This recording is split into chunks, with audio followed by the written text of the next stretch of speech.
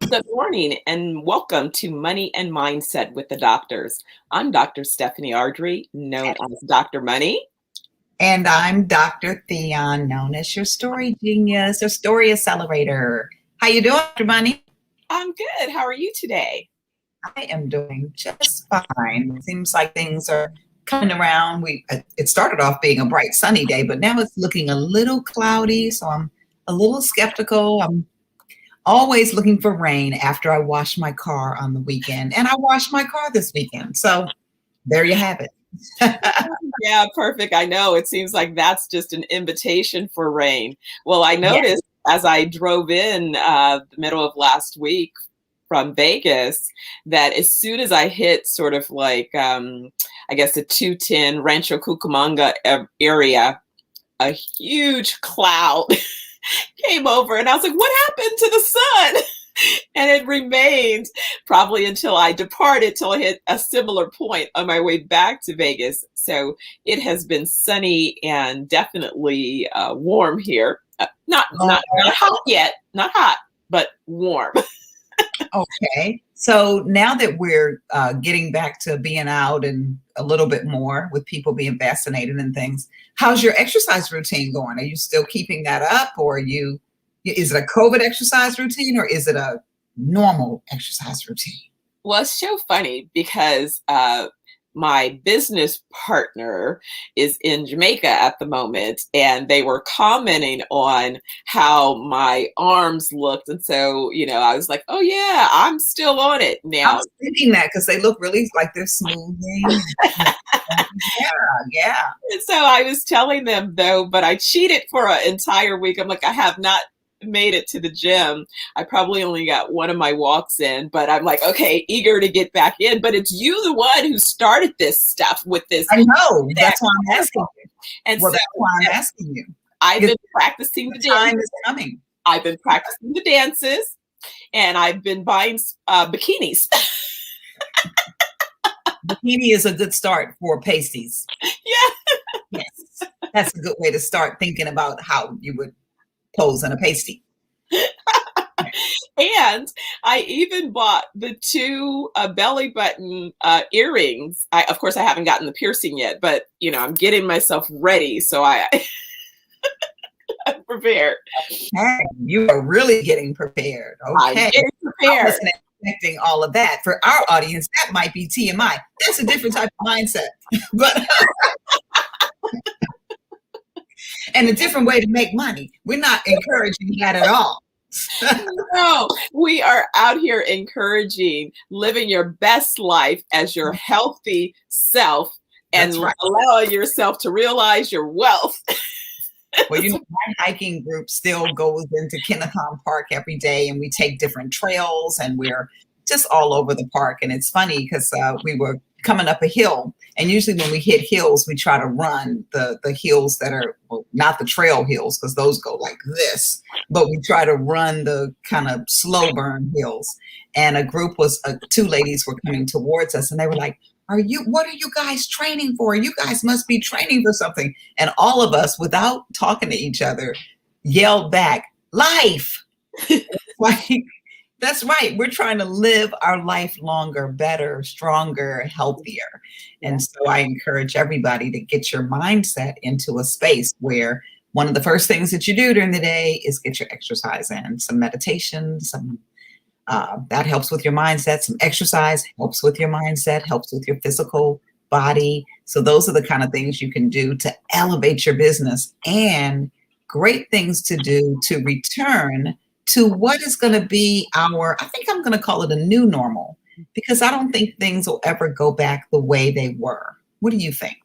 Right. I do believe that it's definitely evolution. And I think that that's probably one of the first things that people have to address. And I think it's a wonderful time for entrepreneurs in particular to assess. Take a reflective look at your business and even be willing to engage some of your customers to get some feedback on where there might be opportunities that, as you begin to recast, your operations, that you consider these new opportunities to improve upon. what you have. And so you can't always do that unless you're willing to kind of take a pause and reflect and see if there's opportunities, kind of that difference between just running every day without getting a chance to pause. Absolutely, absolutely. And as entrepreneurs are getting themselves back to our new normal, what are some of the things they can do to utilize and mine their money in a more productive way to get their business back on track, especially for some of the brick and mortar businesses that have had to shut down during the pandemic, and now people are returning, or even those businesses that have been traditionally the weekend farmers market, or the different farmers markets that pop up in different places. A lot of small businesses do their business in that pop-up shop type way, or shared type of facility way. What are some ways that they can come back to the new normal?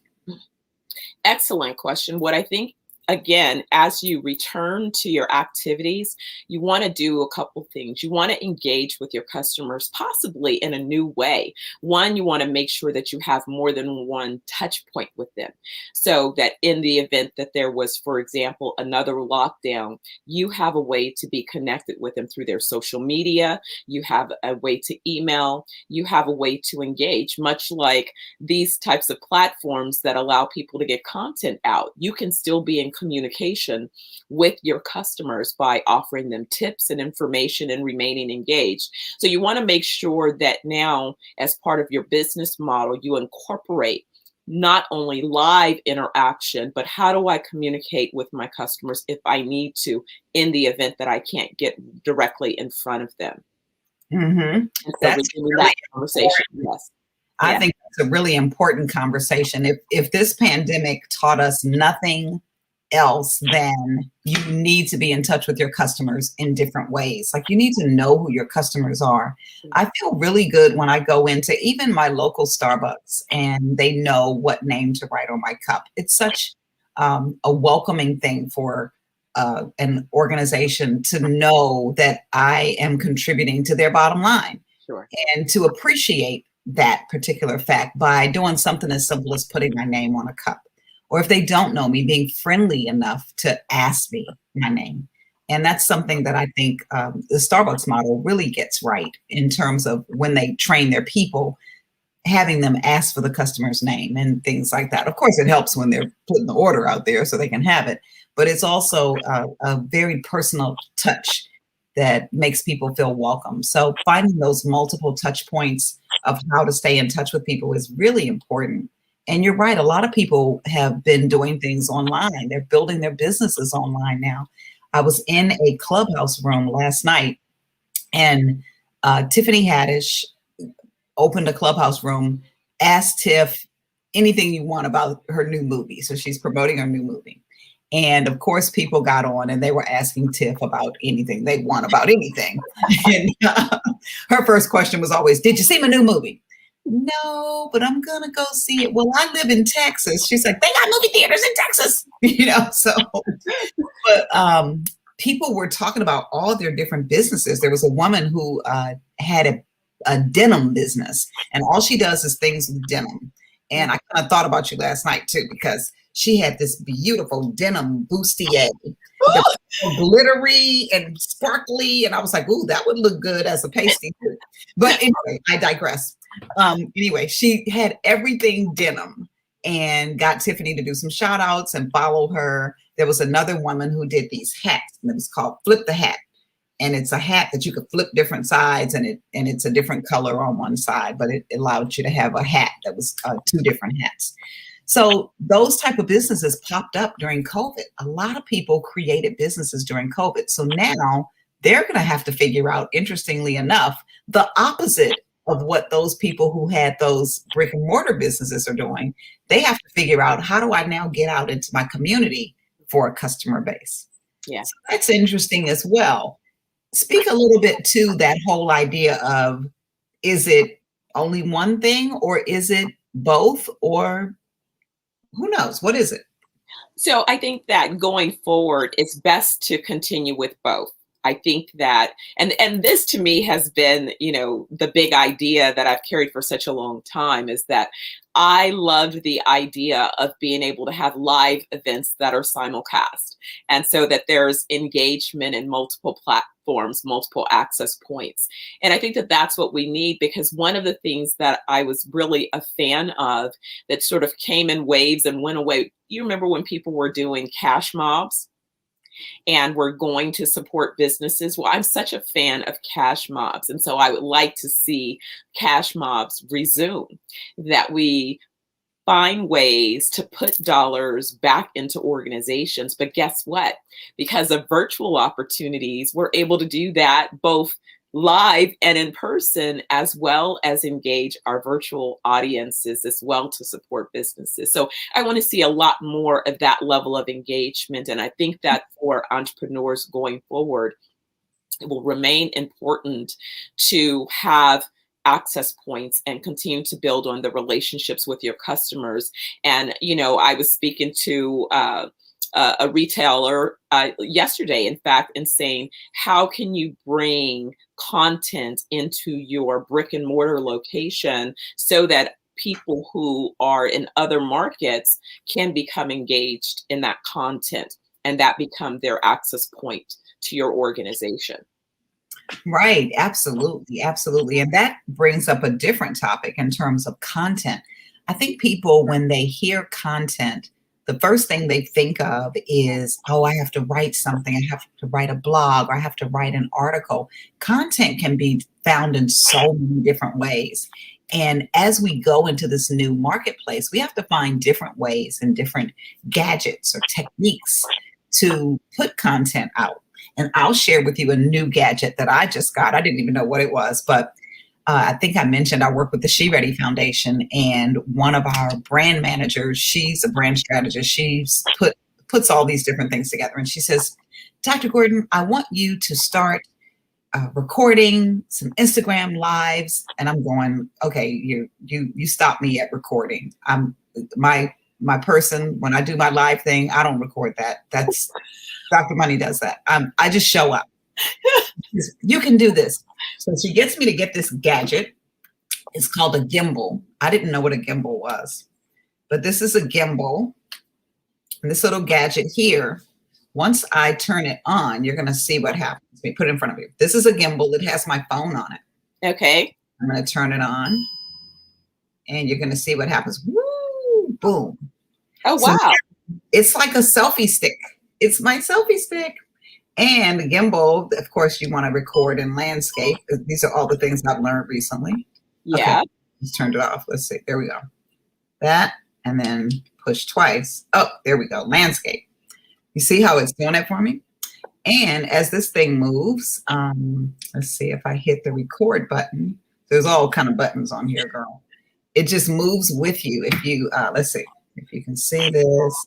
As it moves right with you. And if I turn it, you see how I'm turning my hand? Okay. It's going with you. Yeah. It stays with me of however I'm trying to record. Oh, my goodness. I need that. I know you do. That's why I want to show you my new gadget. And look, it has a tripod. Tripod. Tripod right there. Boom, boom. So you can record with your stick here, or of course you can sit it down and I can record with the tripod. And if I move, it moves with me. It goes with me wherever I'm going so that it can follow. Oh, I love that video. So, okay, let me make sure I know how to turn it back off. There we go. Turn off. I love that. Isn't that cool? And I love a new gadget. New gadgets. So you got to know how to use those new gadgets. And if I can learn how to use the new gadget in a night, you can learn. So it's called a gimbal. Okay. I'll send you the actual one that she had me get. But it's a great tool for recording content. So maybe if people are coming into your store, you're saying, hey, tell us what brought you here today. And you can record them. And you're not just holding your phone like, oh, wait a minute, let me try to figure this out. No, this thing, it'll follow them. You know, you can move around the room and it follows and does it. I was just like, oh, this is like heaven. So my new gadget. That is so perfect because I was discussing, we have been talking about content and idea and doing this segment of Doctors After Dark. And I was like, well, where are we going to hide all the cameras to capture it? It seems like you just solved that problem. Put it one place and let it just follow the conversation. And it follows. Yeah, you can actually select what you want it to follow. And now that's a little deeper than what I went into, but you definitely can do something as simple as that. And yeah, I'll show you guys a video, a little 1-minute video that was done right with that phone and the gimbal, and it looks like a movie. Very simple format. So when you're ready, I'll show you that. Well, you have it? Yeah, I do. You want to see it? Let's see. Let me see if I can share. Yes, you can't tease us. That's right. That's right. But let's keep talking customer service. And this is a good way to talk customer service, because at this event that we did, the She Ready Foundation, we gave away 100 pieces of luggage to foster youth. When Tiffany was growing up, she was in the foster care system. And as she was in the system and would move from place to place, she would have to gather her belongings to take them with her. And each time she would gather them, she was given a trash bag, you know, black trash bag that you put leaves in, that you put garbage in. And so she said she felt like garbage when she would go from place to place. And she felt her stuff was garbage. So when she first got a suitcase, a piece of luggage that someone gave her, she said she felt like she was somebody and she was going somewhere. She was like, I got luggage and I got something and I'm going somewhere. And the rest is history. She went somewhere. So her foundation, first and foremost, gives luggage to children who are in the foster care system so that they don't feel like garbage, so that they feel like they have something. And I've actually partnered with the Children's Law Center, because all the children in California go through the Children's Law Center before they're placed somewhere. Their social, they get, there's a report, social workers report, or whatever happens in social services, and they find out this child is going to be removed from the home. So it's my desire that a child never has to have their things in a garbage bag or a pillowcase. And when that child is going, when someone is going to pick that child up to remove them, they pick up that luggage from the attorney and they get it, take it to that child. And they know, first and foremost, you are cared about, you belong, you are going somewhere. And that's what the She Ready Foundation wants to do. So I have a little video on what that looks like. And I will just pull it up very quickly here. Let's see. I really love this work that Tiffany is doing, and I'm so excited to know that you're in the leadership role over in making sure that not only she's able to implement her vision, but just the blessings of being able to help so many people and inspire them. It is so exciting.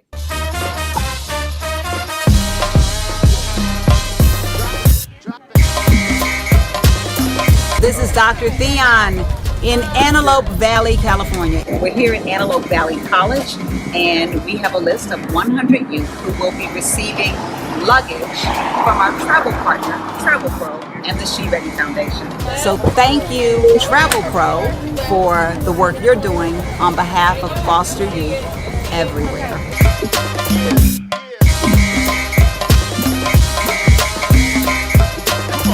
This month is Foster Care Awareness Month, and we are trying to get volunteers to be CASAs. Court-appointed special advocates means the world of difference in the life of youth in the foster system. So go to the SheReadyFoundation.org and become a volunteer. She Ready!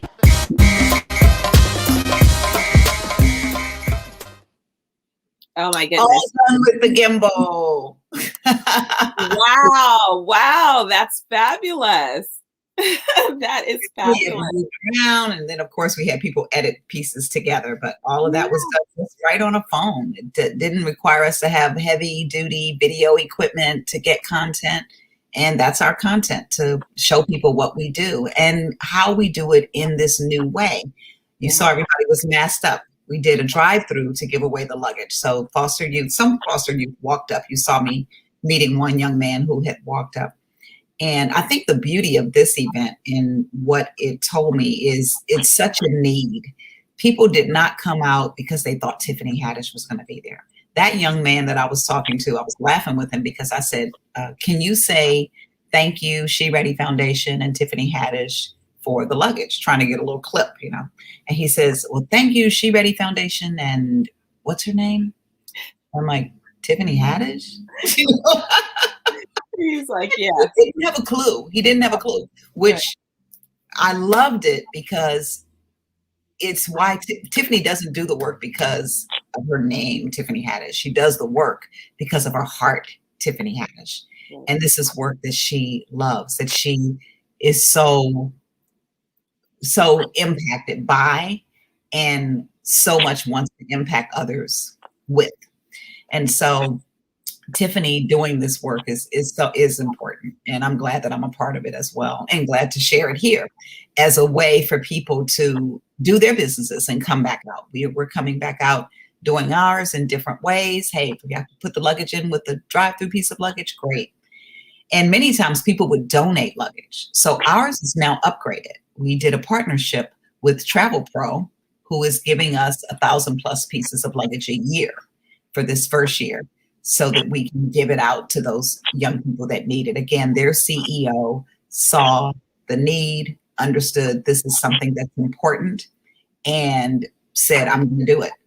Not because it's Tiffany Haddish, not because it's the She Ready Foundation, but because these kids need to feel like they're going somewhere, because they are. So kudos to that CEO. That's so excellent. That is so excellent. I love it. I love it. I love the imagery and the ideas behind that. So we probably need to think about, I think I need to see if I can get a 420 wellness crew together and we do something around care packages or something. So I got to kind of put our heads together and see what kind of cute gifts or something that we can come up with that would be a contribution to those suitcases, right? Absolutely, that would be great. That would be great. It could be the CBD oils or something that don't have to have the THC with it. Yeah, great idea, great idea. And those are the type of things we want to do. We have another company, CDW, out of Chicago. I have been partnering with people. Okay, partnerships and collaborations are my thing, and they've given us Chromebooks for the young people. And so we will be giving 41 young people Chromebooks, 25 high school students, and 16 interns. Nice. So I'm thinking about that as well. They're going to get their luggage, their Chromebook. There's another company that does promotional materials, and they do hemp promotional materials, and they do CBD work or 420 wellness type work. And they are giving us T-shirts and sweatshirts for the young people, for our interns when they go to their internship. They'll actually have some gear. So we're excited about all the opportunities that they're getting. Of course, our partnership with the Oprah Winfrey Foundation, in which we got 200 Kindles to give away to foster care youth along with the luggage. We're doing the thing. The work is getting done. So anybody who wants to support, go visit shereadyfoundation.org and make a donation. That's so fascinating. That's so fascinating because and it's so funny because I remember as early in my career as a young entrepreneur, someone asked me once what would be my causes that I support and it was so funny because it's like, that's a question you ask an 18-year-old, but I was ready for the question because I had already placed some thought around that idea of my charitable contributions. And so I shared that my causes were going to impact youth and the seniors. And in fact, I envisioned a day of where the seniors and the youth, those in preschool, for example, and the seniors would be in community together because they both could benefit tremendously from having the energy of one another, in close proximity. So I'm hoping that now that there is a comfort level where people can resume sort of life activities, that those kinds of connections can continue to be made. And also that in a optimistic way that these young people in the foster care system that are going some places will be going to families and homes that will love and appreciate and nurture their spirits, and that being able to have their mindsets impacted in what is a difficult circumstance in life. I mean, when you think about it, being removed from the family that, should be your family and having to go to an unknown family, that's trauma. Absolutely.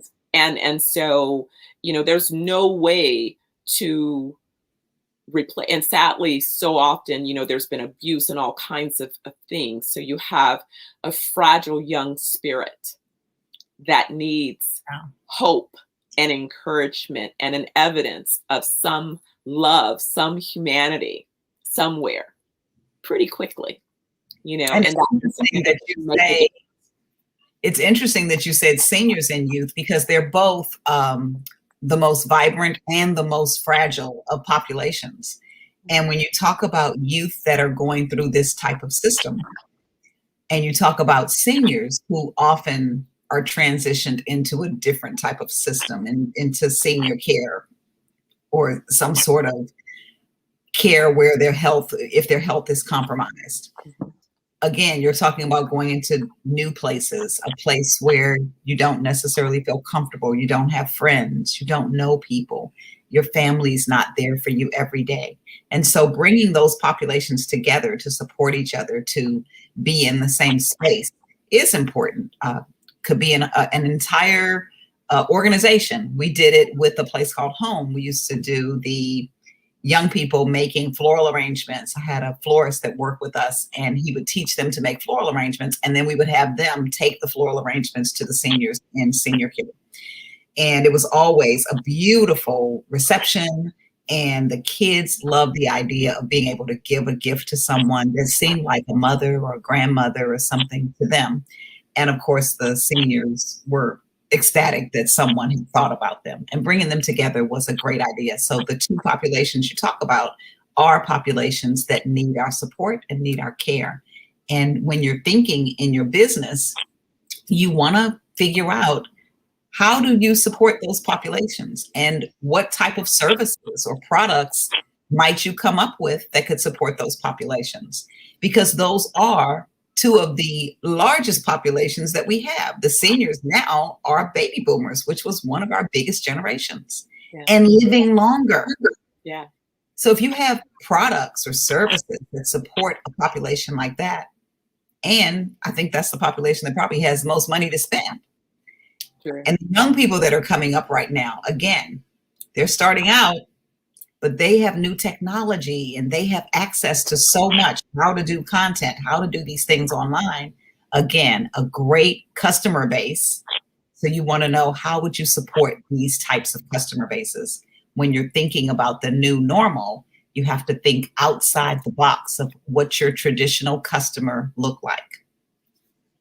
It's so exciting because I think I had this was forming, but I think it's really begun to take shape, because I had this sort of moonshot idea that I could envision a time where, for summer camp, we're bringing in, hundreds of young people, and part of their experience under the 420 wellness ban is they're doing things like holistic and wellness tourism. So they're getting exposure to the farming environment and being able to see a massive farm and the different types of, fruits and vegetables, the ganja farms, what's growing, but also go through the entire business process. And while they're doing the same thing, they're getting the, detox treatments and the food and all the other things. So it's kind of like we're telling them that, hey, we're bringing you with this opportunity for an internship, but really it's about restoring and healing and nurturing and loving and teaching them leadership and community and things of that nature. So I do see that. I see that happening, and hopefully it won't be too far in the future that it would be something that can manifest sooner than later, because again, I do understand the benefit of even just experience other environments. And, when we go back and think about sometimes when we're facing challenges, I remember Oprah talking about how she was boohooing crying. And, Dr. Maya Angelou said, would you stop it and you start thinking about what you're grateful for? And it's like, well, wait a minute, what am I grateful for? But even that pause in recognizing that there is still something to be grateful for, even in the midst of what seems to be complete devastation or uncertainty. If you can just pause for a second and think about what you're able to be thankful for. The list may start off short, but if you do it every day, that list begins to grow. And as that list begins to grow, your energy changes. And as your energy changes, new opportunities begin to present themselves. And that is a great segue to kind of close us out today as we talked about how do we return to our new normal. Listening to what you were talking about with 420 Wellness, that is a new normal because it's a new business model. It's a new type of business that people are getting into in terms of the marijuana or cannabis business. And it's something that you can find multiple touch points in, as you mentioned. With the new normal, number one, find multiple touch points for your customers. The new normal should really be excellent customer service. If it never was before, it has to be now. And the way you find excellent customer service is, like Dr. Money said, find multiple touch points so that you can reach your customers. And then if you started online, find a way to get into a community, like a live event or something like that. If you started brick and mortar, find a way to get online so that you can reach different people. Consider events so that you can engage more people with streaming and live. And then you also want to support local businesses and support those that support you. And that can be done through the old-fashioned cash mobs where you go and support local businesses. So I love that. I am so happy that we were able to share a little bit about the new normal and coming back out, being able to support businesses and entrepreneurs and the work that's being done in the world that benefits so many people. So Dr. Money, take it away for our closing. Well, I'm just going to say again to everyone, thank you so much for joining us for another episode of Money and Mindset. Dr. TG, I know where I'll see you again next week, same time, same place, and we'll resume the conversation. So Money and Mindset with the doctors. We hope you'll join us again. Take care, everyone, and have an outstanding week. We'll see you next week.